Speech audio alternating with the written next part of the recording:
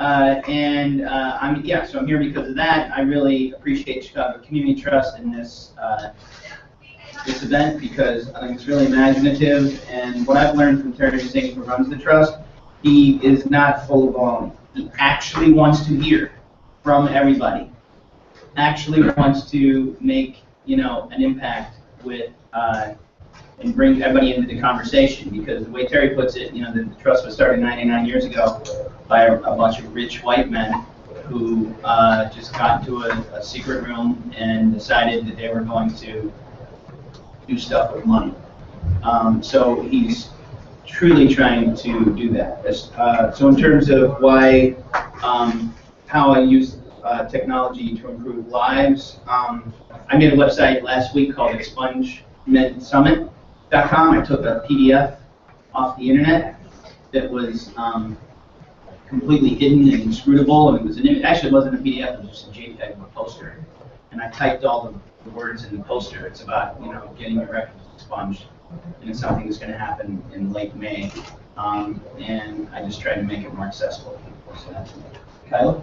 So, good afternoon, everyone. I'm Kyla Williams. I'm the program officer at Smart Chicago Collaborative. I work with this fine gentleman in the lovely sport coat to the right, and this even more beautiful lady to the left, Ms. Sonia. Why am I here? Because the one on the table I really wanted to go to was booked. So by default, said show up. I'm here because this is my team, and I support the work that we do in the city of Chicago and even beyond. So cool thing, we participate in a lot of things. A lot of folks call us from a lot of places to ask what we're doing and how do we do it.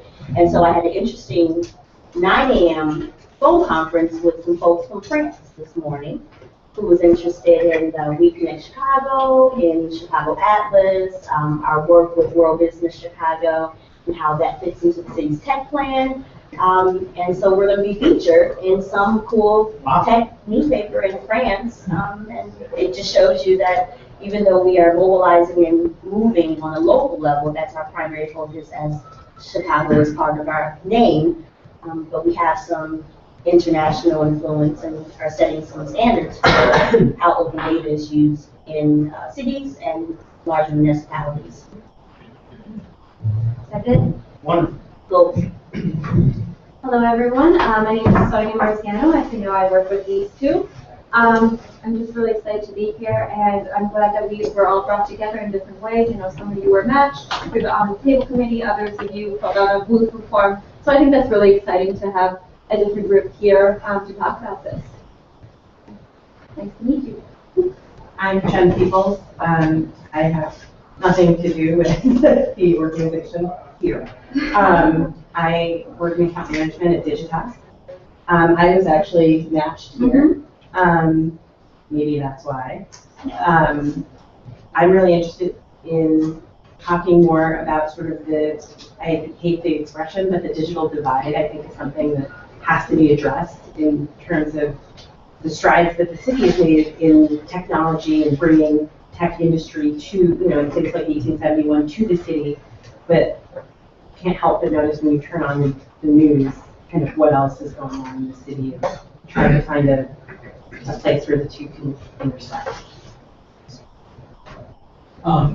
That's cool, because I think I work at the intersection of those places. I'm Robert Friedman. I'm with the Pack Chicago Learning Network, which Dan has been involved in from its inception, or early on at least. And what we do is we convene a network of nonprofit organizations and some for-profit government agencies, university outreach programs around the city of Chicago. It's about 60 organizations, and all doing youth development work around this idea of connected learning, learning that can happen anytime, anywhere. And there's a grant-making component with the Carpet Foundation and the Trust.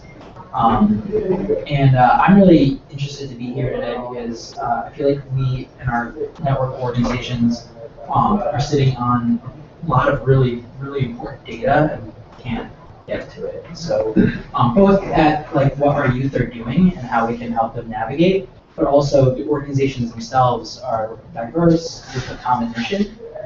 So it's interesting to see how we can learn more about those organizations. So I'm interested at both like the youth serving level and the organization level. I also was an astrophysicist in my past life. And so data is really close to my heart. Next. My name is Kyle Henry, and I am a consultant for Chicago Local Foods. And basically what Chicago Local Foods is that we are a distributor, a network of 100 farmers in the Midwest, and we're bringing local fresh farm food to schools, hotels, hospitals, and restaurants in Chicago. And my passion is really sustainability, and that kind of landed me in food. And I think outside of the tech world, food is an area that can definitely see a lot of change in the coming years. And I think there's a huge disconnect between food and health that is something that I'm looking to build my own business. Basically addressing that problem. Hi, I'm Christopher Whitaker. I work as a consultant with the Smart Chicago Collaborative, and I am also the local Code for America Brigade Captain. And I'm here because I like civics and I like technology, and this is the place to be. Hi, I'm Andrew Cedar. I'm an independent contractor with the Chicago Community Trust right now. I do data analysis and some research and other stuff in their IT department. My little cubicle is just a stone's throw from where Smart Chicago is at, so I rub shoulders with you guys from time to time. I also work for an independent video archive called MediaBurn. We want to do some outreach there. I'm also interested in the intersection between ethics and technology, and got some ideas, and happy to be here to discuss them with you. I'm Usman Noor Mohammed. I work with the Illinois Science and Energy Innovation Foundation. We were founded through the Energy Infrastructure Modernization Act, so through legislation. And what we're out to do is fund public education on the smart grid. As we transition to it, every resident is going to have a smart meter in their homes, and that's going to produce a tremendous amount of energy use data. So we want to try to figure out how we can get our grantees to incorporate different things having to do with utilizing that data and making it useful for consumers to save money, and also to make a positive environmental benefit. I'm Lance Russell, sort of regular tech entrepreneur turned social entrepreneur. I had a company called PointBridge for a number of years that we sold, and now I spend most of my time in the nonprofit world. I sit on the board of directors for the Chicago Tech Academy, which is a charter high school in the city dedicated to the tech curriculum. For about 95% of our students are on free reduced lunch, so we're working very much with kids coming from urban neighborhoods. I also sit on the board of directors and chair of the technology committee for the CARA program, C-A-R-A, which is a workforce development organization that works with people at risk of homelessness. And lastly, I'm working with IC Stars right now, which some of you may know is a training organization for inner city young adults. We're launching a new social enterprise that'll do tech consulting for socially minded organizations. So dabbling in a lot of different things at the intersection of nonprofits and technology. And I guess foremost among all of that is I'm interested in seeing how can we use technology to raise more of our citizens out of poverty and into improved lives. I'm Jonathan Lone. I'm Commander of Public Safety Information Technology for Chicago Police. So I oversee our technology programs ranging from surveillance cameras to predictive policing. That's probably one of our most exciting projects right now, funded by the National Institute of Justice in partnership with Illinois Institute of Technology, who has some space here, I believe. Dr. Miles Warnick there. The idea is to try to take a variety of inputs and make predictions about future outcomes, not just about places, geography, which is fairly common, but also about specific people that we think are most likely to become future parties to violence. A couple of years ago, we partnered with the MacArthur Foundation. We got a grant from them to develop our first, what I think is very interactive public website, chicagopolice.org. So I'm excited to learn from you all how we can better leverage connections across communities to improve public safety.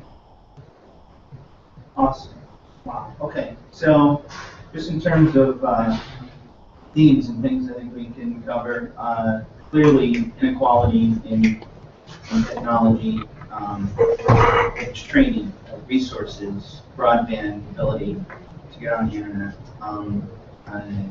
connecting people, especially youth, to those resources, sustainability of our entire system, to look at more about food and how it fits in. Andrew, I didn't know you did that other thing, archiving. Yeah, been a gig. Some actual science, that's nice. Some real, I think we play around. They call it computer science, but I can't code, so I am green English anthropology. And then, yeah, I'm really interested in workforce development, and we think, and we have a theory, and we think that others like the Chicago Public Library and others, there's a real movement to turn to meld digital literacy with workforce development. Not just because there's huge amounts of federal dollars associated with workforce development, but because it's a natural touch. And Commander, I'd love to hear, maybe if we can start with it, if there's no objection, and by the way, we can do whatever we want, honestly. We don't like the way I'm sort of facilitating, we can elect to be facilitator. Stay the coop. Exactly, it'll work out fine. But Commander, can you talk about how long, I've worked with you since maybe 2007, actually, when I helped run everyblock.com and getting data. Anytime that anybody talks about crime data in Chicago, which is almost every day, they got it from you, right? That's not an exaggeration. So that's pretty cool, as far as I'm concerned. Can you tell us, how long have you worked with police in this technology? Well, I've been on the jobs for almost 24 years. I've been working with technology for most of that time. My first job was in research and development, developing our first mobile computer platform, which we deployed. And Chicago shared probably an unprecedented amount of data with the public through, which I'm sure you all seen, the City of Chicago. So we have crime data going all the way back to 2001. In, I think, November of 2000, when we rolled out our first web-based crime mapping system for the public, and ESRI, which is still our partner today, helped us develop it. And I don't think you'll find any other major city that shares the level of data we do with the public. I mean, it goes a long way towards transparency. One thing that we're trying to promote now is better interaction with the community. So we actually, Google helped us co-host a hackathon, I think it was about 8 or 9 months ago. We brought in a bunch of developers, we gave them an API, and there were some pretty cool seed applications developed by participants to actually allow the community to send us information, crime tips, anonymously, because anonymity is a huge concern across many of the communities that we serve. But I think that needs to be strengthened. We need to do a lot more of that. We just rebranded the website less than a year ago and brought community groups in and asked for their feedback. So a lot of the technology you see was people actually helped us shape the look and feel and even the functionality. That MacArthur grant, we worked with 3 very diverse communities in the city. Back in 2006, we started and came up with a common set of functionality that addressed all the community's concerns, which I thought was pretty amazing in itself, that we got agreement, consensus across all these different groups. About the first year was spent just developing trust, because at the time there was kind of a huge trust issue on the part of many of those community participants. So being able to work with them, collaborate with them, things like that, helped us overcome some of those trust issues too. And I'd really love to maybe even talk to you about seeing if we can engage some students, because there's probably some incredibly good student coders out there that could probably write a smartphone application in 2 days using an API we would do. And that would give them a sense of ownership and help us develop trust, and be a great way to engage people. I mean, you said you're interested in the intersection of education and workforce development. I would say I'm interested in 2 of those and crime. I mean, it's interesting that how often lack of one or lack of the other results in the third, sadly, right? Yeah. So, I don't have the answer. I mean, you would see a lot of the data, perhaps, about where, I don't know to what extent studies have been done of, like, where we're losing our kids. What data we have about that can be used to focus back on programs that give you more impact in his career. I don't mean to make, like, drop a plug, but actually on the 31st, staff was hosting a cafe, and it's with youth. So we are going to be there developing, or at least assisting the development of solutions. And they're looking for problem owners, people who actually have like data that they would like to serve or full problems. So you can register on the Atlas website as a problem owner, and eventually be selected to be part of the cafe. Is there a limit to the number of problems we can? I think so. But they want to like take it into a small group. Big museum, small museum, working on this. So, but I also have like a question, which is, I think a lot of times we focus on looking at crime data that crimes that have already been committed. Do you guys have any ways, or have you tried to visualize sort of the ways in which crimes have been prevented, or the ways that citizens have contributed to the prevention of crime? It's really tough to do that. I mean, it's even hard to directly correlate specific causes to crime. I mean, Sure. West Oak at Northwestern did a paper about 10 years ago talking about just that. It's interesting. We'd probably get better input from community groups than we would have data ourselves, because we would only really track it if it became a crime. But that would be something that would be interesting. I wonder if there's any research. Yeah, I mean, I like dreamed up something where like kids got to say like I stopped a fight, or like did it, or I stopped somebody from being bullied or something, without somehow being identified as having done that, because I could lead to retribution or something. But I thought it would be a really cool way for but I can't imagine how to make that a scalable application or something. Well, one thing is we probably would look for a third party to host it, because some of the feedback we're getting is that youth would be less likely to send us information if we were hosting the environment. So, like a trusted, neutral party. Yeah, so maybe that's a problem you can bring to Yeah. whatever, but you should check that out for sure. Well, how's it going in terms of getting people to submit to that infrastructure, that communication? Well, we haven't rolled the smartphone app out yet, because we're trying to figure out what the best way to do it is. Another thing we talked about is partnering with community groups and maybe pairing them with developers, because that would give them a sense of ownership over a look and feel like they develop themselves. And it wouldn't have to be just one application. You could have 100 of them, and they would all use the same interface and go send the data to the same place. Yeah. But make it a grassroots approach where the community actually has a sense of ownership over the application. It's something that's very underutilized. That you always hear about the code of silence, and it's true that people don't want to share information with us. So we have a text to tip system right now that maybe gets about 2,000 tips a year, which is vastly underutilized. So a lot of people don't even know about it. You can also go to the website and you can send tips that way. We have a variety of hotlines you can call and send tips that way. But we don't have a smartphone application yet, and that's something we want to try to get out this summer for sure. Was Boston the first one to launch that? I'm not sure. They might have been they're probably one of the early ones. Usually you find departments on the West Coast are a lot more progressive and often roll out technology before Hollywood. Do a lot of CPS teachers know about them? Because I feel like they have the opportunity with one-on-one situation with students where they can talk with them and say, this might be, if you're having a problem, this might be a way to communicate it, or in theory, they do. They should. I mean, we meet regularly with J.D. Chow, who's the director of safety and security there. In fact, we just met last week on this application idea. So hopefully they know about all the hotlines and crime tip lines, but we really want to engage CPS and students. Doesn't necessarily have to be CPS, but students in helping to develop an application that they would then use and help promote. So that's why I don't know what the skill levels are. I know that the high school I went to with Young had an AP computer science program. You may even find some great schools with kids that could program. Yeah, I mean, and you're seeing, so we had kids we had a girl that went to the White House last year, but she won a citywide app building competition.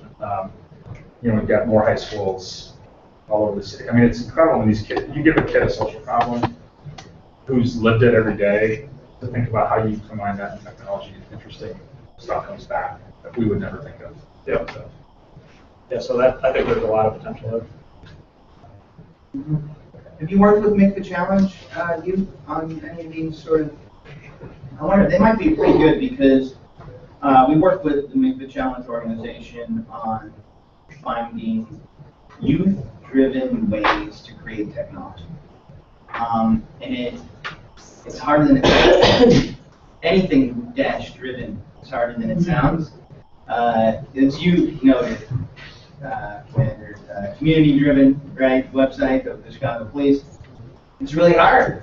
You have to ask people what they want. You have to explain what you're capable of making. You have to explain relevant statutes and laws. You have to, you have to have it fit in the existing infrastructure or a new infrastructure that costs money. It's way harder than it seems. That's one struggle, actually, that I have, is that people just want an app all the time. Oh, you gotta make an app to do this, you gotta make an app to do that. And when I actually sit down and question why do you need an app for this? Why can't you just, change a process or make a slight, use a really simple web tool, or, I think that people get blinded by technology. And it's also a great way to avoid actually doing things, because when you're waiting for a smarter person than you to arrive, it's like, oh, we gotta get a developer. It's a lot easier, because then you can say, we don't have a developer yet, therefore we're not taking action in this particular issue. So it's funny to be someone who's so focused on technology, but telling people forget about technology, that you have the power in yourself. Anyway, Make the Challenge, I find, is a very good youth-focused group, and that's where we got our app called Expungio, which allows youth to kick off the process of youth and young people, young adults, kick off the process of expunging their juvenile records. In part, we, as you probably know, Jonathan, youth have to actually physically go to 35th in Michigan to a particular place, to the records division, and obtain a copy of their rap sheet. It's a part of their process. And, of course, you have to make sure that, they're not felons or they're not more serious, that they meet the requirements of expungement. But, we found that that's where things fall down. It's like, having the proper staffing, getting youth you're a 22-year-old person who has been incarcerated before, going to the largest police station in the United States. It's a pretty big place, right? Largest single police station in America. It's tough. Is that something you want to do? I don't know. I don't want to go there. I don't want to go there. Anyway, Make the Challenge. I really recommend them. They're a great group. I'm taking notes on that.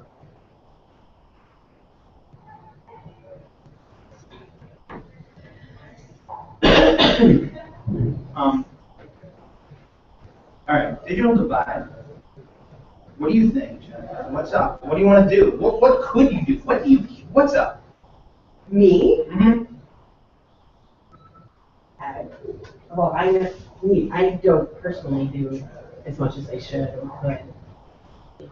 Work in a for-profit organization, but I don't know. That's why I sort of pose it to the broader group. I grew up here, but I was fortunate that which is probably the wrong way to phrase it, I did not go to CPS schools, but from what I see outside of the selective enrollment schools, is kids are not graduating with the tools that they need, or they're not graduating, period. And then those that are not graduating with tools that allow them to succeed in this economy, or just in this current world.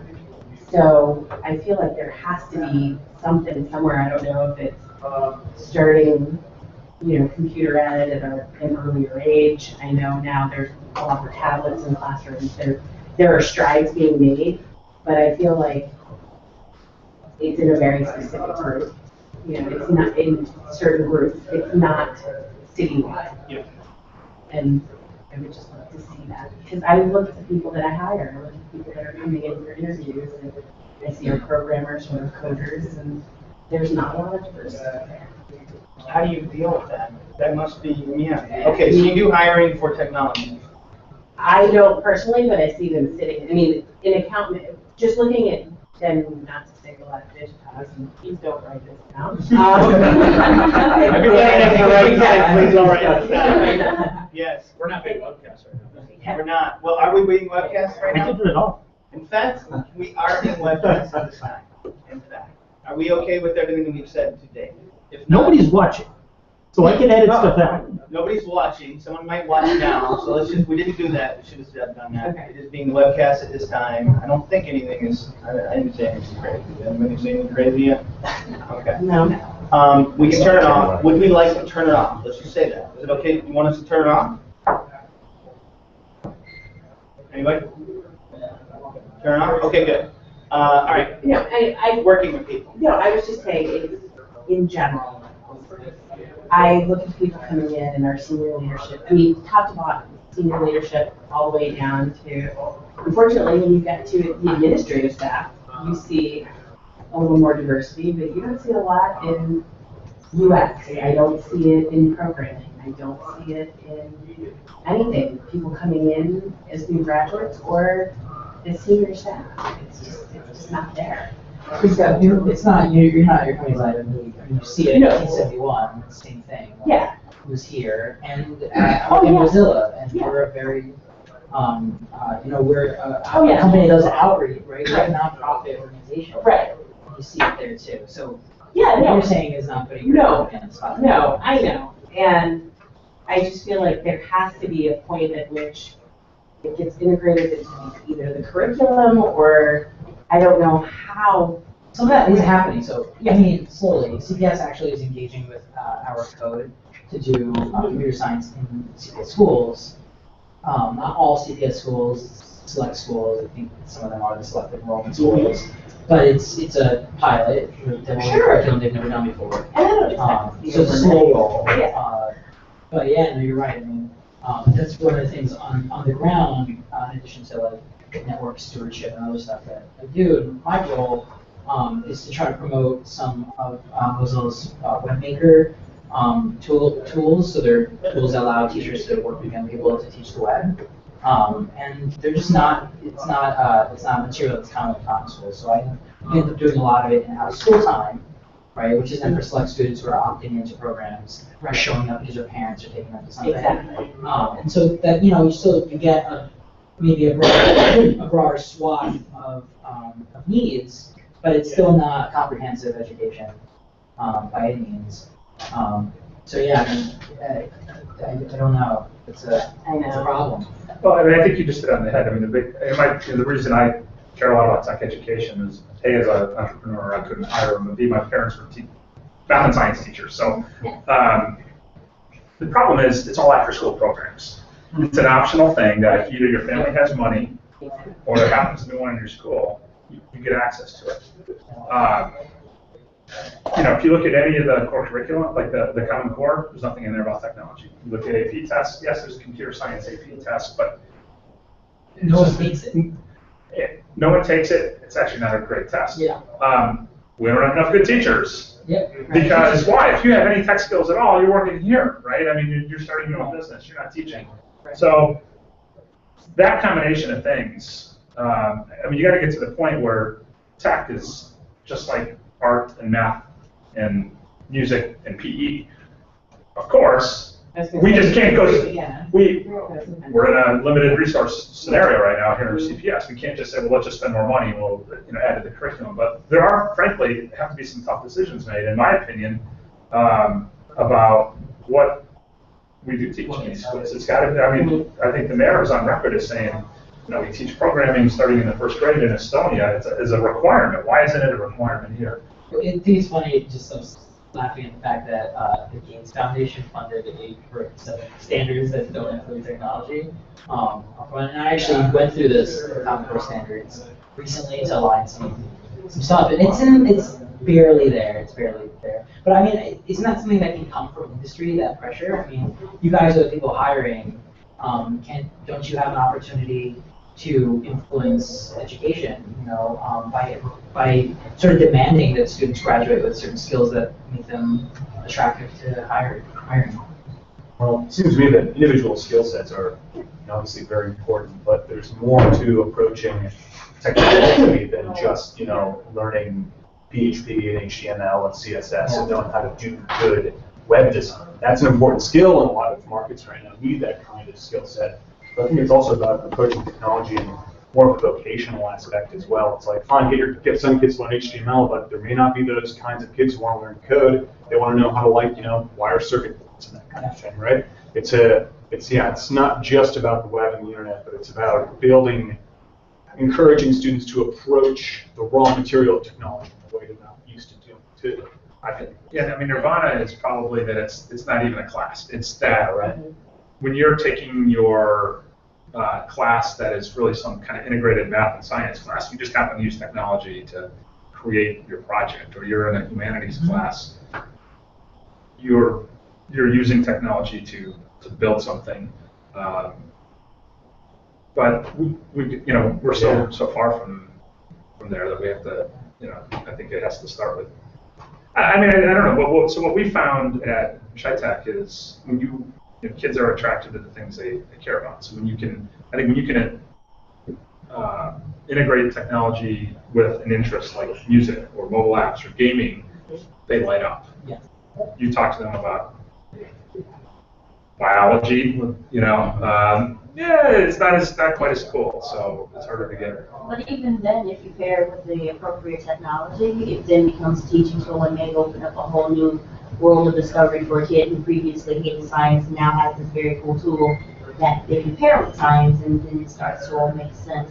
To the earlier point about there's other technology fields to really engage people, adults and children in. One of the things that we did last year with our pilot program, which is now going to happen again this summer, is we created this curriculum and this concept of open, so that kids can understand that it's not just about coding and sitting at a computer terminal and throwing out all these codes and making things happen. But there are other ways that you can make a living off of the internet, and this guy here is the living example of that. The last 20 some odd years, he's been making his living and supporting his family, just messing around on the internet. And so creating sort of this culture that there's a continuum of technology and exposing people to that continuum. The other thing that we discussed really heavily at the DML conference, Robert, was about open education. So we talk about the paradigm shift of trying to integrate computers and technology into regular school curriculum, and I agree with that. There's some things that are being taught in school that are outdated concepts, like cursive. I love cursive.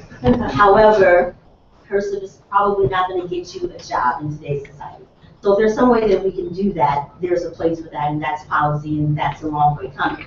But I think from an immediate need, the concept of open education, where there are folks who are doing stuff on the internet, teaching coding, teaching technology opportunities for free. It's already out there. It's just changing the mindset of how we visualize education. And so instead of going to an antiquated book that's teaching something that doesn't really matter, how cool would it be even for the instructor to be learning technology using an open education platform to then help to open the minds of students and help to build up their skill level? I mean, I think that's, so I was just going to say that one of the things that resonates with what you're saying is that in some ways expecting an education system to develop competencies in youth that that teachers don't necessarily possess themselves. And we have to build the practices of working in the open, of using technology as a tool in your practice in the professional community of educators, if we ever expect that to filter down anyway.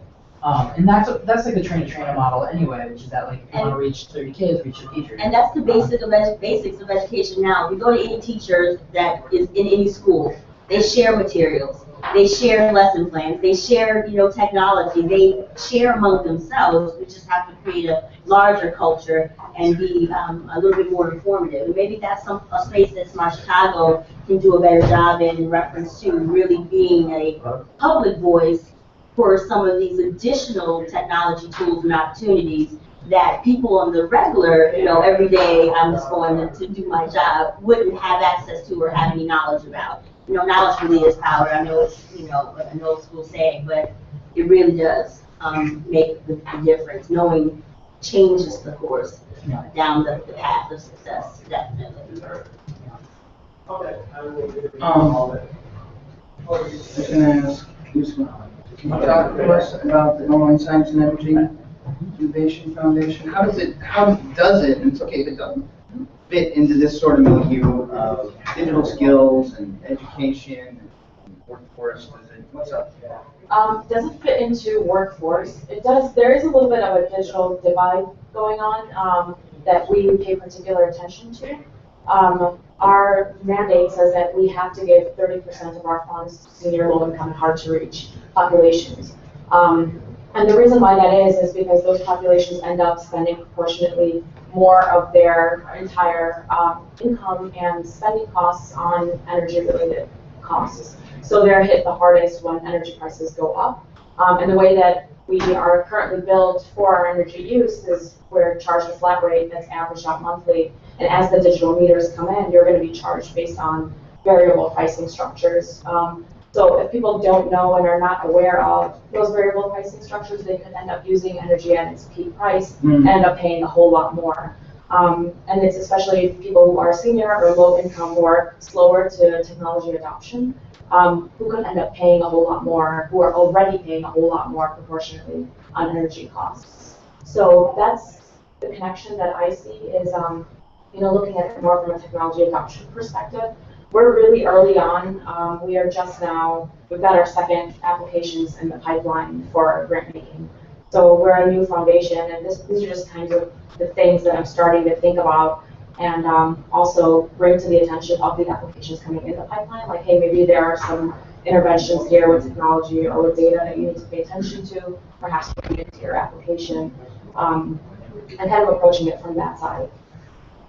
So it's not really a whole lot of, we don't deal with anything that has to do with coding. It's more about technology adoption in general. And I'm trying to glean insights from other fields, especially with hard to reach or poverty-stricken populations, how those barriers were overcome, how you get seniors to use cutting-edge technology when they're on a fixed income and it affects them the most. What does that even look like? How does one interact with these meters? How do you the sad thing is that the ComEd sent out a mailer not too long ago, and it showed a picture of the old meter and the new meter right next to each other, and they looked pretty much the same, except one had a digital display. They're like, oh, this new meter is coming to your neighborhood, and it's like, looks just like the old one.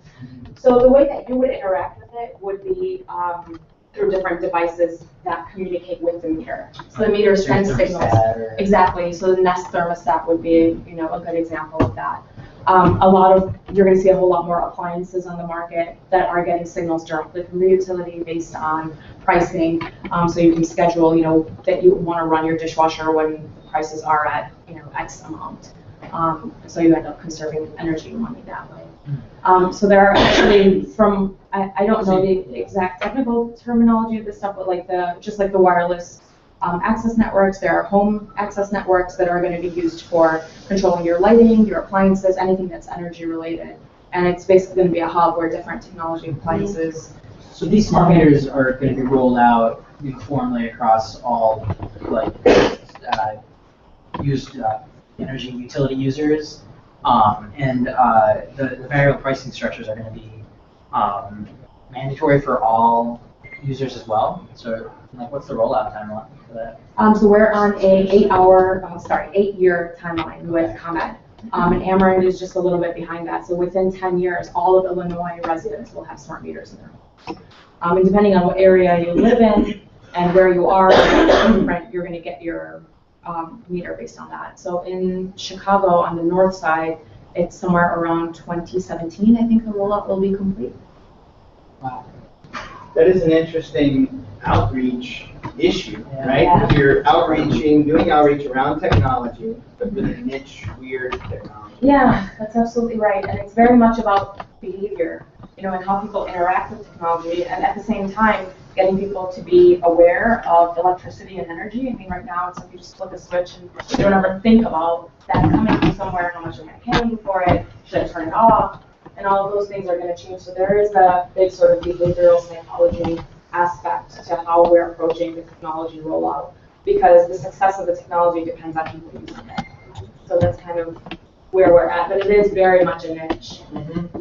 The natural corollary is the switch over to digital television. Right. Because it's with the same types of populations that you would expect to be later, and they would also be the ones that be adopting, holding on to the old technology. So they So had the weird $20 rebate for people that didn't want to get rid of their. I saw that on Commercial Price is Right one. Yeah.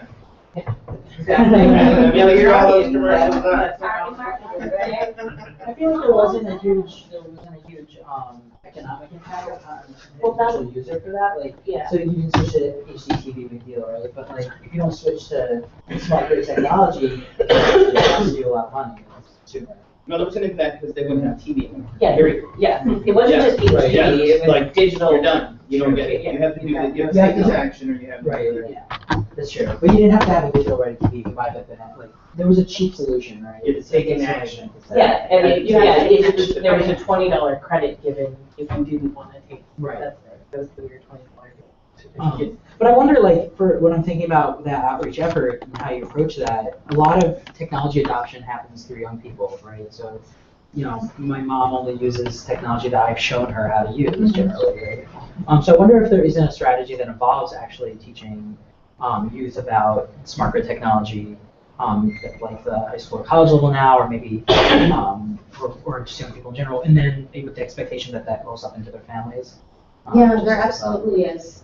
So one of the projects that we funded this past grant cycle was ISU, and they're developing an entire curriculum that's going to be plugged in, K through 12 curriculum on smart grid. So they're going to be doing it from two sides. One is going to be STEM heavy, and one is going to be on actually using these new technologies. And they're going to have demonstrations and things like that. It's a really cool sort of trailer thing that they're taking from site to site at different schools, and kids can go in and use some of these appliances and have dummy sort of smart meter shells and things like that to see what it looks like. So we put out a research report, I think it was last year, and that was basically using youth as messengers as a trusted source for information. That's cool. And I assume there's a secondary component of someone needing to physically go in the home and swap out the meter. Is this something you can do yourself? I'm assuming it's not something you can do yourself. It's not something you can do yourself. Yeah, there's, depending on where your meter is, they may or may not want to have contact with you. If it's on the outside of the building, then, it's easily accessible to someone who can just come in and switch it out for you. Okay. But it's really interesting because as far as the information communication timeline goes, the research has found that the utilities usually focus on the 30, 60, 90 period, just 30, 60, 90 days leading up to the smart meter install. And what we're doing is we're pretty far ahead of that schedule. So we're doing this sort of general energy literacy right now and trying to get people to get used to what some of this technology will look like, what's coming, what role they will play, the decisions they will have to make, and what they'll get out of it. And we're doing that a couple of years ahead of time, just because the 30, 60, 90 is just a little too quick for such a drastic change. So I guess my interest in all of this is just how people use that technology and how they end up becoming, finding some kind of value in it when it's something that they haven't found a need to even pay attention to this day. I think you have to meet them where they are. And I was just talking to Dan about, we have a program called We Connect Chicago, where it's just it's a repository of over 250 places that you can use the internet for free. So public computer centers, basically. And it's a mashup of different types of organizations. So City Colleges of Chicago, public libraries, senior centers, nonprofit organizations. And most of those places either have an assistant or a tech person that's there to assist in the tech lab, or a navigator or something of that nature that provides assistance specifically around the computer, technical related tasks. It seems like a natural fit to integrate into public computer centers when you're talking about doing outreach, because there are folks who are coming into those centers for a myriad and mirage of different reasons. And so it would be just one additional thing and piece of information that they would be tooled to assist a resident with as you move closer and closer to that rollout date. And then there are other organizations like Family Net Centers that have high utilization of members coming in from the community to talk about other issues where that you can do this one-off, especially Family Net Centers, because they talk about economic status and how you can increase your personal savings and making budgets and things like that. And this falls right in line with those types of conversations. So it just seems like we have an opportunity to maybe offer some assistance in that area of some more directed and guided research, and outreach efforts this year as you move further along towards your aim. Yeah, absolutely. It's great to know about those places. And I think it's really important to educate people in the specific context where they're seeking to be educated. I think that has a different impact than trying to get them while they're waiting in line for something and they don't want to be bothered. So it seems like they're there to be educated specifically about technology, and that might put them in the right mindset and be receptive. Exactly. And if you have a toolkit or an education guide or curriculum or something of how you would like your information to be put out there to the public, we can also place that on Connect Chicago as well as some resources, and we can drive people to our site to say, if someone comes in and asks this question about these meters changing over, you can go here and pull down this quick toolkit for you to assist in that explanation. That's really great, yeah. So where's ComEd in all this exactly? Because this just sounds like jobs to me. Yeah, that's a good fees, question. Yeah, well, and the thing with raising the fees is interesting too, is because every time they go for a rate hike, they're saying that consumers are going to be able to recover these costs. And that's one of the reasons why we were formed as a foundation, is because consumers can only recover the costs if they're educated about using this technology. They can't recover the costs unless they're these very technologically adept people, which most of the population is not. Yeah. Where does your funding come from? Comes from ComEd and Ameren. Okay. So 70% of it is proportionate to the territory. 70% of it comes from ComEd, 30% comes from Ameren. But we were created as this independent foundation because the utility doesn't have the same access and trust as a foundation that is working with community groups that are already on the ground disseminating information about energy to it. So it's not everything is branded through ComEd. We have these different nonprofits using their own channels. So on the funding side, I was just thinking, like, who do we in tech, going back to digital divide, like, how much is the tech industry in Chicago putting back into the neighborhood through, I don't care, whether it's education programs or job programs or skill programs. I would imagine, like, in the Bay Area or San Francisco, there's probably, Google's and Oracle's, I would imagine, I don't know, putting lots of resources back into the community. Here's an example on it. Pardon? Enormous trouble in San Francisco on that subject. And there are, because it's the housing. The buses, I guess, that question of how much is the technology community putting back into the community? I don't know. I read that tech entrepreneurs are among the lowest giving sector of the entrepreneurial community. So percentage-wise, I think they're not strong givers back to the community. I don't have numbers on that. I mean, have you looked at that? I know you're right. I don't know. I question the framing, Frank. I wonder what that means. I've heard that a lot. Giving back to the community. I don't know. I literally don't know what it means. Well, if you look at the largest nonprofits around Chicago, the big name nonprofits, who runs their boards? It's bankers, it's accountants, it's attorneys.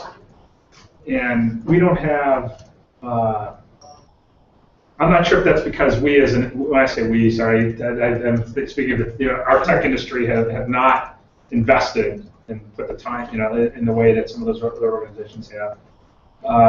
It also causes problems, when you're talking about as a nonprofit,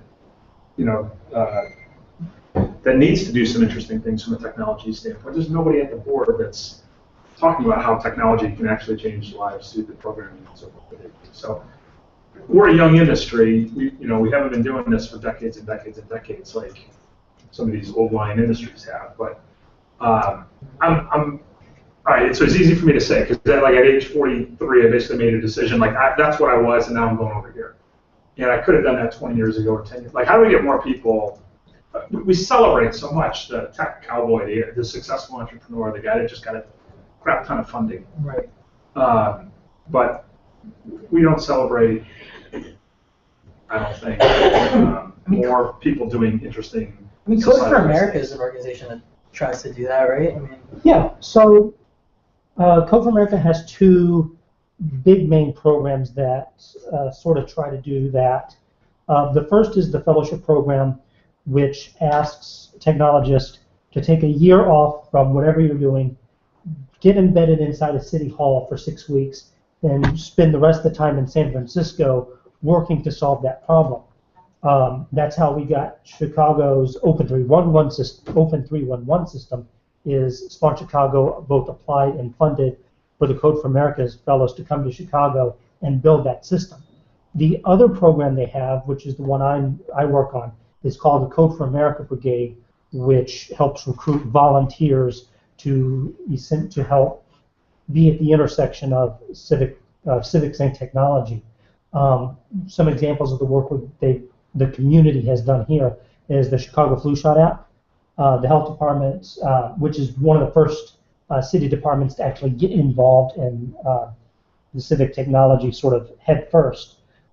They came to a hack night and said, we think it's going to be a pretty bad flu season this year. We'd like another way for people to find out where to get a flu shot. So a CPS parent named Tom Campare built a Chicago Flu Shot app, so where you could get directions on your phone on where the health department was giving out flu shots. And as his motivation to why he spent the time to build it, he's like, I live here too. And that's sort of the attitude of a lot of people who do donate their time and skill set to work on these projects is I live here too. Yeah.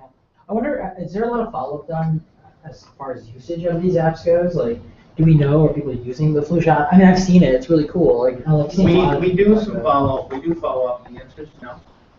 No.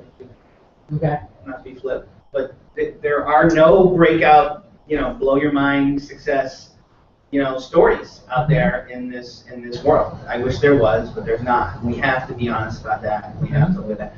To be fair, the flu shot app, it does better than others, I think. Yeah, it has a limited time frame because flu season is. I'm not hitting on that. School cuts. No, this you are week. either. I am. So yeah, Okay. I am. Well, I'm just saying, like, is there a problem that we're building these apps, but there's no follow-up through maybe? Like, I look at my kids' phones, they don't have the flu shot app or, like, any, like, CPD app. Like, there's no apps on their phone that allow them to interact with their... So this is what I'm getting at, and this is why, and this is actually really important. You said, our people in technology giving back at our communities, because, it is the Chicago Community Trust that is organizing these launches.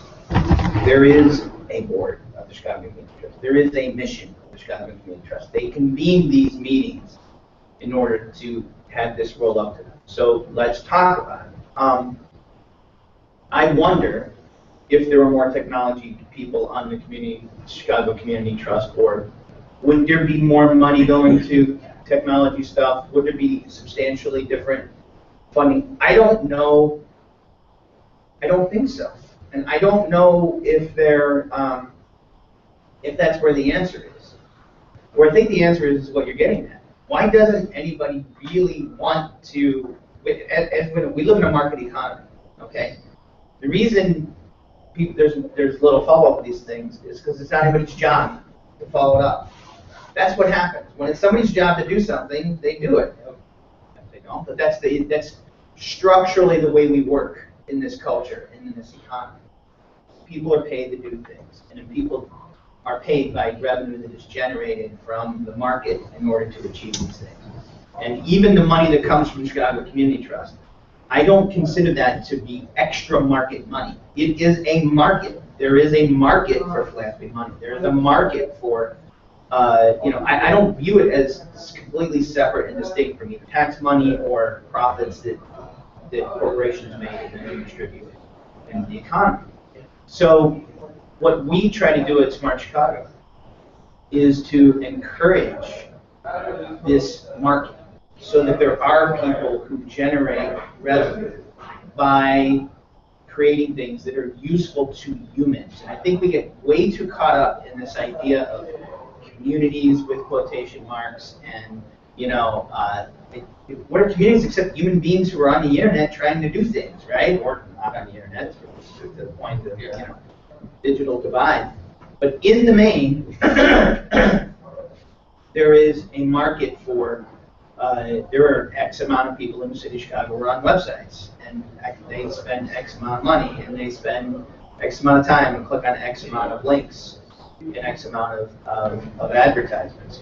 And I just wonder why we can't get deeper into that market rather than trying to create extra extra market infrastructure for getting these things done. We all have to be in it together in order for it to be effective, not, spending extra money on particular areas or communities. Yeah, I mean, are you in part saying that like we should just be building the Flu app, but we should also be building a way to try to profit from the Flu app? I mean, is that part of the answer? Should there be an advertising serving component to that app? I mean, is there already? I can take that. So one of the differences between kind of the work that the community has done in Chicago versus other Code for America Brigade cities is in large part because of Smart Chicago and Community Trust. I'm able to do civic technology stuff full time. In other cities, that's their volunteer job, or that's what they do on their nights and weekends. They do good stuff, but there's only so many hours in the day. Unless people can, with the talent and the drive and the passion to actually take on some of these difficult civic issues using their technology skill set and take the time to actually meet with the nonprofits, meet with residents, be out in the field and in the trenches, there's not a whole lot of capacity. But if someone can make this their day job and get paid to do it, then their capacity to do the work extends dramatically. So it's not so much that we should just everybody focus on trying to get paid to build civic apps, but there has to be an acknowledgement that without the ability for someone to be able to walk away from their job making people click ads and to be able to take on this work full time, there's only so much you can do. I totally agree. The challenge is then where does the funding for that job come from? Is it because there's a market-based mechanism that somebody wants to create a company and then can hire somebody? Is it taxpayer dollars? And some of our problems, just they don't have market solutions. I mean, like you're working with helping kids get their records expunged at the CARE program. About 40% of our constituents have a criminal history. Like, what's the incentive to go and work with ex-offenders to get them back up on their feet? I mean, we can save tax dollars. We can. That's one. So, but turn them into consumers. Get them to be more productive members of society that generate revenue, that generate more taxes, that buy our dumb things, like, I don't know what dumb things we sell. It's just expanding. But the market hasn't served that population yet. So what's got to change to enable? I mean, that's. Look, you're talking about, I'm an entrepreneur. I'm as big a capitalist as there exists. So. Or do these technologies actually create efficiencies of scale in some way that it makes sense to redirect some of our existing support structure, like teachers in schools or program providers and after school, to actually look into the kids' phones and get them to download these apps and use them in a smart way? Like, are we not investing enough resources in actually getting technology adoption? This goes back to like, teaching coding in school or something, or just the technology skills. Like, I mean, this sounds like a big research study that some university should do or something, but I mean, would we gain some margin by investing more of our existing resources into tech adoption and away from just like basic skill training or something like that? Because I think both are right.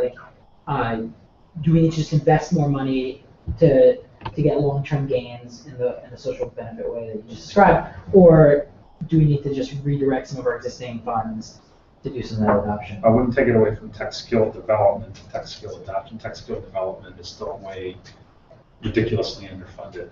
There are probably some other things. Underfunded. There's probably some other things that let's say are not going to be 21st century skills that probably get where our allocation of resources is probably not a very smart allocation. The Snapchat product is not well, it is apparently appropriately funded at this time. The market is so how much it's worth and they receive that money. So that's. I'd actually make the argument that people are adopting civic technology apps, even if it's not what we consider technology apps. Okay. Uber, Halo, Spot Hero, everybody's using those because people need to park and people need to get from point A to point B. The vast majority of the social services, the well-off, educated, good job, good education, they won't ever touch those interfaces in their life. I will probably never need to apply for food stamps. In my neighborhood, I am not very likely to need to report something to CAPS because the only danger I face is being run over by a stroller. But that is not the same throughout the city. And then the other part of that is I consider all the systems that Chicago Public Police Department has to use, DCFS has to use, the unemployment system, all those technology interfaces that they have to use to administer those benefits, they are civic technology, but instead of people in 1871 building them, right now there's about 5 major big firms that are building those, and that comprises the bulk of civic technology dollars is on those expensive, bloated enterprise systems. But I mean, not everyone's using Uber and Spot Hero. People who are driving cars or taking cabs are, which is a small segment of our city. But I mean, so I mean, I just mean to say that,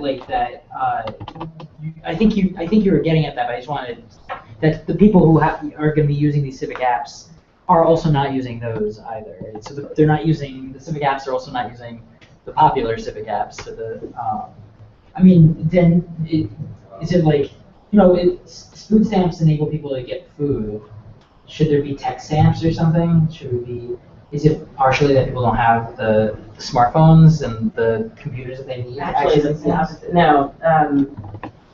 Typically, more financially unstable people have smartphones than they do computers because that is their sole means of communication. So you see a lot more pay-as-you-go, Crickets, Virgin Mobile, that sort of thing, offering more and more smartphones because that's it. There's no computer in the house. So yeah. I mean, part of this is just getting people engaged, right? Sometimes even if they have patients there, it's not necessarily a technology problem, it's just an awareness problem, getting people engaged, who want to use the tool to participate, to become stakeholders and to become involved and engaged. And I don't know what the solution is for that. I mean, our typical beat meeting in Chicago, there's 280 police beats. We get less than 1% of the beat population will come to a beat meeting. So we're looking at things like virtual beat meetings, which we've done. We're looking at better ways to use social media to engage people. But how do you market, engage, and socialize the technology out to the community? That's real hard to do. It's like getting people to vote, right? I mean, on top of it, to get people to beat meetings, there has to be there's sort of like what's it called? Confirmation bias in some ways, where the people who see the effects of going to a beat meeting and putting in their opinion and seeing, the cop on the corner that they suggested be there. The only reason that they see that effect is because they go to beat, right? Right. So it's a question of, so it's not only about raising awareness, but it's also about publicizing the community, what input they got, what input the police got from the communities that actually affected things. Yeah. But I guess I have another. I'm wondering whether we're talking about technology adoption and curriculum in schools. And we're also talking about how horrible crime is in Chicago, but we may as well just sort of combine the ideas. Is there any kind of technology adoption classes or vocational programming in prisons? Right? I mean, it seems like that's also another good way of siphoning money, right? Is sort of forcing or shaming, right, or somehow convincing the institutions where a lot of the most vulnerable population ends up that behooves them to take on that responsibility of educating. Who started to focus on that? Jail education systems. Jail education systems. Okay, so there are. That's good. And what they do is they actually, their model is they have the prisoners rent out the tablet per day for like $2. And when they rent the tablet, they get access to all the educational resources. And so that's how they cover the cost of the tablet. And so it doesn't actually cost the jail system hardly anything because they're sort of self-funded by the rental program. And I believe they may be starting to work with Cook County. Yeah, I wonder about programs like that. And I think I've never been inside a prison, I've never worked in a prison. It must be an incredibly difficult job to manage prisoners. And just, there are so many baseline things you have to do, like make sure that they don't hurt each other, they don't hurt themselves, they don't escape, they don't, there's like, seems pretty complicated to me, maintaining a prison. It kind of seems like core competency is a big factor there. But I love the idea of including as much training and opportunity as there is inside, outside as there is inside, because we're gonna need it, obviously, just like we're saying we need it when outside. Kyle, given the conversation and where it's gone, how do you think all this stuff kind of fits into your world? What do you, all the sustainability and food chain and stuff like that? I've had a couple different experiences in different industries, and in looking at food specifically, I think that's an area that lags behind from the technology standpoint, and then you look at the health industry, and that's even farther behind. So I've kind of just spent some time thinking about how why there's such a disconnect, how there could be a way that there's partnerships or some kind of way to bring those industries along. I mean, food in itself would never be food is something that changes but doesn't change over time. How we can get access to food would change. I think those are a lot of different ways that people are attacking fresh food, locally sourced, connecting farmers with consumers. There's a lot of tech platforms that can do that. But I think there's still an area that, when you talk to chefs, they are not technology people. When you talk to when you talk to different people that are artists, that there's a big disconnect in what they do and how you can make that integrate that with technology. Mm-hmm. I'd probably be more interested to hear what other people think about ways to integrate that into the food world, into sustainable agriculture, all of this. Are you familiar, what's it called, Jawbone? What's it called? It's like, people are starting to wear these biometric devices these days. Fitbit. Yeah, that's... Jawbone is also a brand. Yeah, I don't wear one, but it seems like that and being able to do there are a lot of urban farms coming up in Inglewood right now, and the mayor's office is doubling down on that as well. Might be interesting ways of teaching people how to use Raspberry Pis or Arduinos or something like that to regulate temperature or measure soil levels, or I don't know, something like that. I don't know much about food, but it seems like there are a lot of really interesting ways of sort of combining data and the local food movement. Mm-hmm. The city has a thing called Chicago Lives Healthy, and all 98 city employees and 70 employees are required to use this. It's like a health portal. You may have familiar with it because other places use it too. And it's something that could easily be scalable to allow participation from the community at large if you wanted to. And it gives them, there's recipes online, there's nutrition articles, lets you track your workout routines, it lets you track your calorie intake, and it gives you feedback on what you've eaten and are you meeting your daily nutritional requirements. That's something that technology could very cheaply be used to extend out at no cost, very low cost to participants. What was the website? Well, ours is ChicagoLivesHealthy.org, and that's for city employees. But and I think a vendor provides the service, but it's something that it's just a web application that can be scaled. Your pricing is variable based on your activity. Correct. Yeah. In fact, you have to pay a penalty if you don't participate in the program, which is another kind of cool incentive. You're going to log onto this website and maintain your health journal or your workout records or whatever you're using it for. Otherwise, you get charged. I think it's $50 a month or something. Good God. Do you get, like, if you meet certain goals, are there positive incentives as well? No. Okay. You have to just interact with it and just, you have to get a certain number of points on the system, otherwise you don't have to pay. And not just you, but if you have any, like, kids or Really? partner or whatever, wow. they have to get paid for them too. So the mayor's triathlon pays off.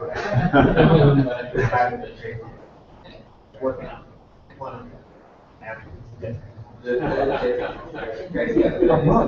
Yeah. Might even be for paper in the camera. It's a significant time. You will definitely use it. Something I've been really interested in, and something that I've come across more in research, is that you're seeing a huge demand, a growth in demand for fresh prepared food. You see it when you go to Whole Foods, the growth of prepared food, the demand for people. I mean, great for retailers, higher margin, great for people coming into the store, more people staying longer. Seeing a growth in demand for that. You're also seeing, on the other side, people that, food deserts, people don't have access to fresh food. They can't afford it. How can you connect those two? Well, on the other side, with the prepared food, you see, to me, I think about, if you're preparing fresh food every day, there's more of a demand for it, you're bringing in supply. There's got to be, we already have a huge problem with food waste. So I feel like that percentage is going to grow, unfortunately, because we are trying to make more fresh food. Timing of that is got to be difficult for retailers. There's got to be more food waste. Is there a way through technology to connect the supply of available fresh food, whether it's at Whole Foods or it's at Pret, the sandwiches that they have every day, things that would need to be unloaded, time sensitive, and then on the other side, consumers that can't pay full price, and there's an intersection between a reason for them to sell it, break even, or just to they basically unload it and not just lose it as food waste, zero. In the Chicago Food Depository, I was gonna say, yeah. runs a lot of that. Are you really familiar with No, I had, before I moved back to Chicago, I was doing work with the food bank for New York City, and they had a very similar program with different restaurants, and in terms of being able to get the food into the various food banks, and where it was, not so much where it was going, so people could say, oh, well, I want to go to the one in the Bronx, not the one in Brooklyn, but sort of an alert system, like this amount of food can be available at this time for the food bank then to go in and get it, and then redistribute it back. And I don't know the numbers, but the amount of food that's wasted every year is a massive percentage. So we're obviously, not doing, whatever. There's a disconnect between the food depositories, or, I know there's a company in 1871 called 0%. I think I'm going to meet with him after, because we've become friends, and I love what he's doing. So 0% is, a tech platform between exactly what I'm talking about and food depositories. But to me, I'm thinking of, even a bigger thing where it's, you're not just connecting with the food depositories who have a definite need and a definite person in mind. There's still a huge market of people that aren't on food stamps or going to food depositories that would benefit. Whether it's a college kid who's got no money. That would be my first person I would probably go for, because not only would you get potential growth of this app on a college campus, and the popularity of that, getting quick, cheap, fresh food to younger kids who are probably more in tune with the benefits as well. But I think there's a big market for that, and not just the food depositories and the food banks. I certainly understand that, but I think that could be an area that would have definite demand for it, and maybe be a big percentage of that food waste, and a second market essentially for it. So, Feeding America, which is essentially the umbrella organization to the various food banks, they actually have built an application that deals sort of at the wholesale level. Kraft will say, we have a whole truckload of cheese, and Target doesn't need it, so the food banks can then bid on this. So how do you take that from wholesale level down to retail level? The logistics would be harder, the volume's smaller. I don't know, but if you if you know anybody at Feeding America. And even the other side, I mean, talking about, I mean, you just gave an example, but, you know, if that's going to be like a processed, packaged, you know, item, which is probably what a lot of food depositories get, that's not necessarily healthy.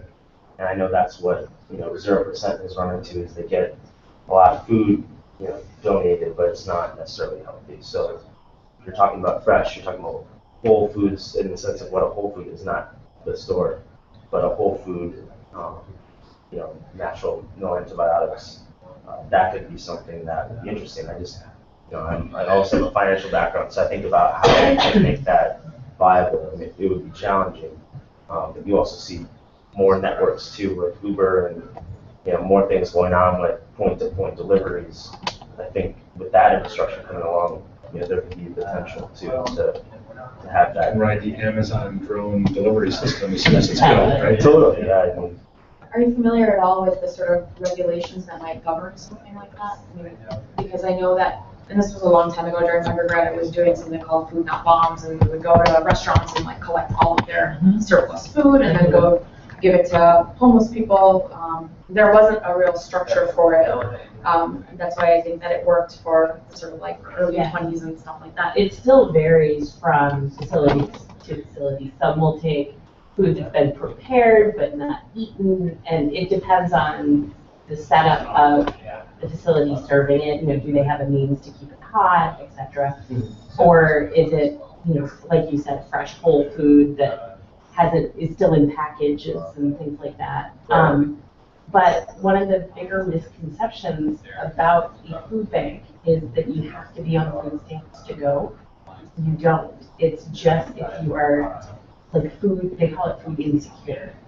That has, like, you don't, anybody can go into a food bank and, you know, load up a bag, and nobody's going to ask you for, you know, an I-9 or any information like that. One of the things Experimental Station has done with the farmers market on 69th Street is they have a program where you bring $10 to the farmers market, and if you're using food stamp money, they will essentially double your purchase. So you end up getting $20 worth of groceries. And then they have a system to manage that hooks up with the SNAP card, the link cards. So there's some technology aspect to it, but their goal is to get people to not have to go to the 7-Eleven to get their dinner, but rather being able to purchase the fresh, healthy food. Yeah, and a lot of farmers markets, if not all of them in Chicago, take the link card. Like in the farmers market, there's a tent that, you know, I don't know what they do, but they do some sort of exchange where people can go use that money, and it's kind of like fake money, like not really kind of money to buy that. Do you have any sense of like how aware people are of that option? I don't know. I know in New York they've done a great job of promoting it. I can't speak to how Chicago. Only because I worked on it. So that's kind of the common theme to me between some of the tech issues, the food issues, and the energy issues we talked about. Is it's an awareness or a lack of education in some of our most challenged neighborhoods that it's not access. It's like, I don't even know that this food is better for me, or that the smart grid thing is coming. So more broadly, a lot of times that stuff isn't covered by whatever grant. It's the marketing piece that's not covered. So usually it's an agency has to either do it pro bono, or the marketing teams within whatever company has taken on themselves, or get it underwritten craft or whatever. And that's kind of where the wheels fall off. But I mean, I agree. I think that's the awareness. It's the awareness. We can develop great applications that if people don't know about them, or great programs, but how do you? Yeah, they know about Snapchat. Mm-hmm. Yeah. We could all tell you like how many points Joe Kim Noah scored this year. I mean, like there's just like isn't like that kind of like the fact that Snapchat is ubiquitous and so is like Coke, like Coca-Cola and soda, right? Like they're both cheap products that give you a lot of instantaneous gratification. They're really well marketed. consumers love them, they scoop them up. But the things that are potentially more beneficial or like have a social benefit are always harder to get out into people's hands. So we're really arriving at just like the fundamental problem that we have. Well, yeah, I mean, it comes back to there's no market incentive to deliver that information. Yeah. I mean, maybe there is for Exelon. I don't know. It's not, because you end up using less electricity, so they end up making less money. I know Kraft is working with IC Stars right now. They're having IC Stars alums build an app that's aimed at teenage kids to teach them about healthy eating. How much that's economically in their interest or because they're trying to combat their image as But then again, the fat producer of America. But then again, it's always about the creation of the thing, the study of the thing. Right, exactly. With the generation of the reporter about the thing, Exactly, but not the actual thing. Yeah. Well, that's So how do we market it? Wait, Twitter is growing up just from this lunch. Yeah. One of the things that we're looking at from a marketing perspective is, how is information delivered to people that actually converts them into having some kind of behavior change. So we're looking at a lot of social science research into this. And the stuff that you see that's most common is this unidirectional information delivery, which is just, here's the billboard, here's the pamphlet, and it comes from one way. But the stuff that we found to be more effective, especially amongst low-income senior populations, is very high-touch, high-intensity sort of marketing that is using community-based sort of principles and using social interaction, using mechanisms of belonging. Neighborhood organizations. Yeah. Neighborhood organizations. Grassroots. Yeah, Grassroots stuff. Yeah. Right. Yeah. Yeah, and there's a lot of mistrust, there's a lot of noise, especially around electricity, so that's something we deal with a lot. The alternative suppliers, I'm sure, come to your door and try to sell you some kind of wind power. So, there's a lot of noise, and so, how do you get people to listen? And so one of the things we're doing, and I think this is different from what other education methods are around this kind of smart grid education too, is funding faith-based organizations. So still using faith networks, using neighborhood networks, things like that at a very local, hyper-local level.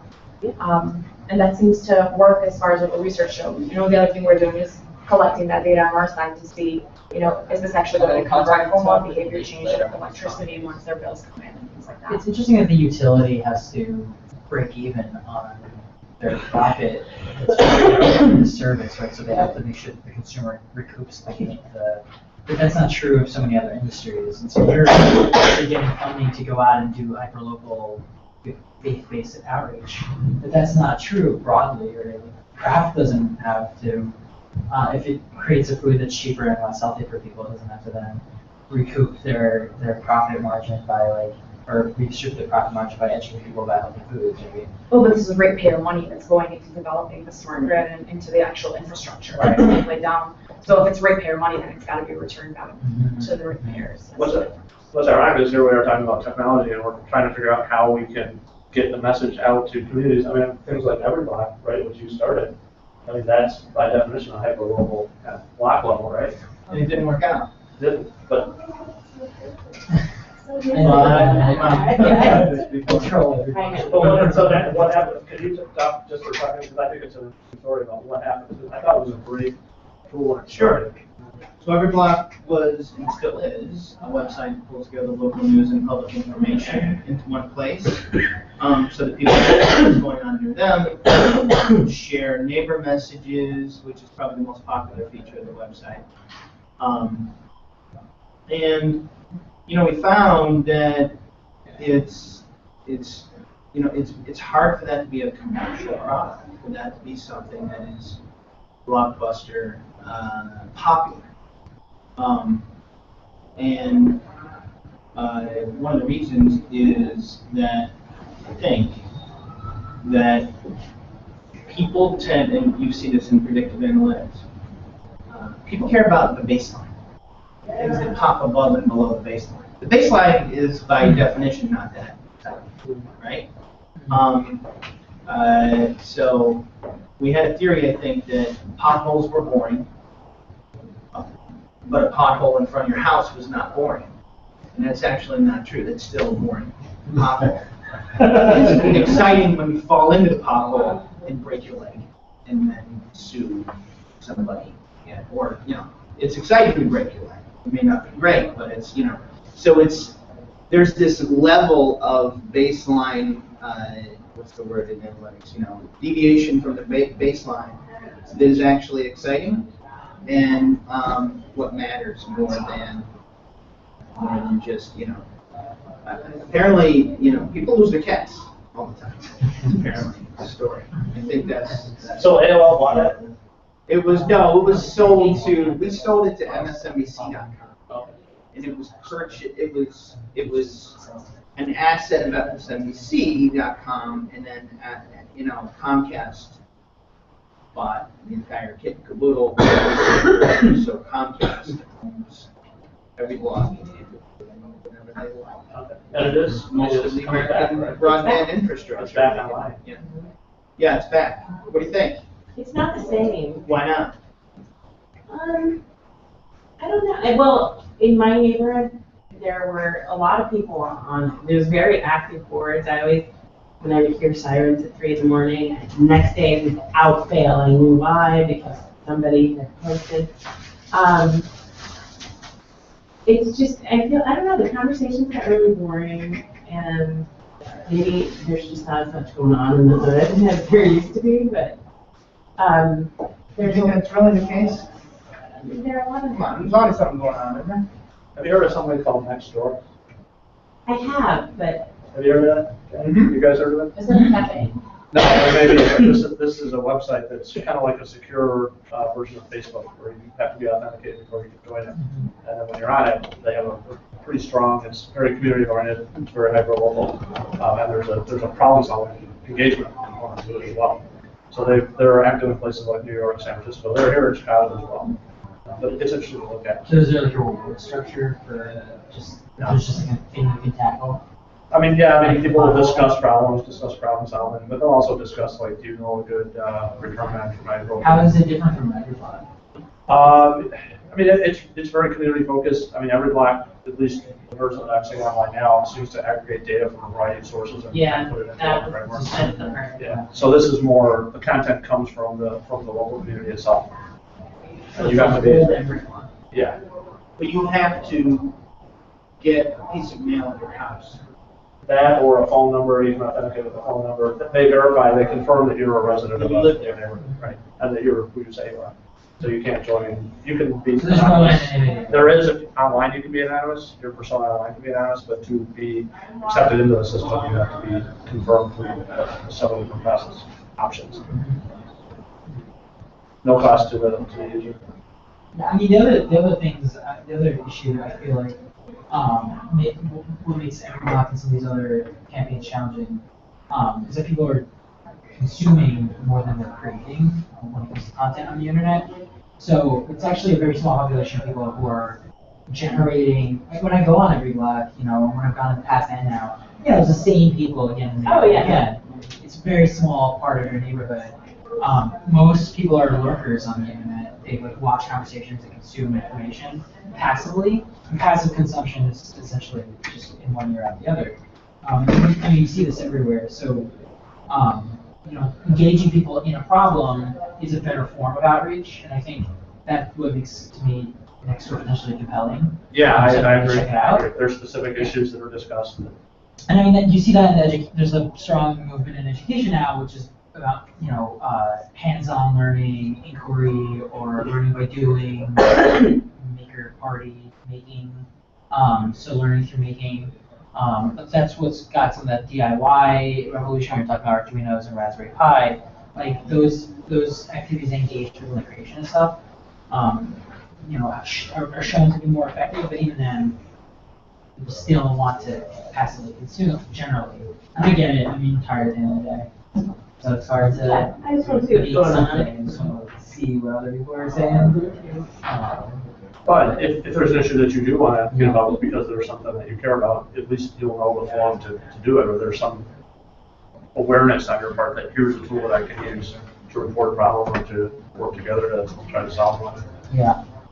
Does it work for a single working mom and would? So, that's, Yeah. how do you reach that population? Yeah, that's the challenge. Maybe we're coming toward, we have till 2, but we're getting, I just wanted to try to bring the conversation back up to the citywide conversation that's been going on all day, and we'll continue through the night. We have some stuff from Trust. What's up, Kat? True, so thanks to everyone here for joining us on this on-the-table conversation. From the Trust, there are on-the-table participants from every neighborhood in the city. If you're 10 of those who are participating in topics, we're talking about conversations across dining rooms and backyards and restaurants, churches, community centers, etc., all in reference to how we can make Chicago a better place to live. We expect more to participate via social media, so if you want to tweet out anything in reference to what we talked about, or respond or reply to anything that we in the room have been tweeting so far, we're asking you to please use the hashtag #OnTheTable2014. That's hashtag #OnTheTable2014. The initiative website, which is onthetable2014.com, will display all of the digital conversations that are going on. We have a command center back at the Chicago Community Trust that is taking all of these tweets and compiling them in such a way so that anyone who is not participating in person can see what we were talking about and participate that way in tweeting and retweeting and all of that. On the Table benefits from the leadership of our steering committee co-chairs, which is Leslie Bloom, founder of Chicago Cares, and Carol Brown, managing director at Barclays, who are both also members of the Trust Governing Board. The sponsors for this lovely event include Allstate, Bandon Dunes Golf Resort, Bank of America, BMO Harris Bank, Comcast, NBC Universal, ComEd, Holland Capital Management, JMB Realty Corporation, JP Morgan Chase and Company, as well as PNC Bank. In working with the University of Illinois at Chicago Institute for Policy and Civic Engagement, On the Table will distribute a short survey tomorrow morning to every participant, inquiring about interesting ideas discussed and how this experience may impact your participation with civic engagement going forward. Based on the feedback received, the Trust will do a report back to the public, sharing trends and common themes and new collaborations so that we can all publicly consume that. Additionally, during Chicago Ideas Week, 3 to 5 On the Table participants will be invited to present and talk about what their idea is as part of that Chicago Ideas Week. You can submit your ideas either by visiting onthetable2014.com or again using the hashtag onthetable2014. You can email us at onthetable2014, or call the Trust. Either way, you should be able to figure out how to submit your idea. And again, 3 to 5 participants will have the opportunity to speak during Chicago Ideas Week. And so that's the notes from the Trust. And again, we thank you for your participation. This was very, very helpful. And again, we're live streaming it, and it will make its appearance on our website. So if you just want to see yourself or forward that on along, visit smartchicagocollaborative.org and you'll be able to see that. Are you going to send out like a contact list, perhaps? Yeah, sure. I will. Yeah, That'd be great, yeah. Unfortunately, I got to take off. Okay. Yeah. All right. Good to see you again. Thanks, everybody. Yeah, I love the fun. Yeah, we'll get more problems from the kids. Yes, okay. Yeah, I love it. So we'll go hackathon or something. All right, cool. I don't have it. All right, center.